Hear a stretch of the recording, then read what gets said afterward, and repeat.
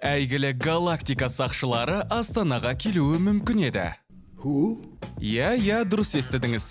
Марвелдің жұлдызды командасының кейбір сахналары Астанада түсірілуі мүмкін болған. Мысалы, мына сахна. Не болды сонша ыңырсып? Қайта өсіп шығар.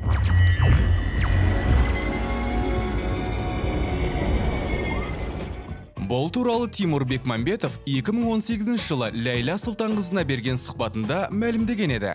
И поскольку Стражи Галактики были никому неизвестным брендом, В то время, да, это в то время, то все сказали, слушайте, мы будем помогать каким-то иностранным американским фильмам, у нас свои есть.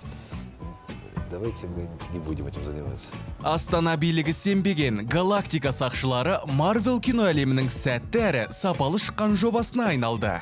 Мысалыға бірінші бөлімі $772 миллион, сиквелі $863 миллион, ал 2023 жылы шыққан үшінші фильмі $845 миллион жинады. Біздің шенеуніктерге рахмет айтыңдар. Кім білет, 2013 жылы осы туындыны Астанада түсіргеннен кейін, көптеген жұлдыздар әр Марвелдің фильмі шыққаннан кейін премьераға келіп отыратын бет. Кіші Роберт Дауни Том Холландты жақыннан көрген күшті емес бе? 71 парақшасын тыңдап, оқи жүріңіздер.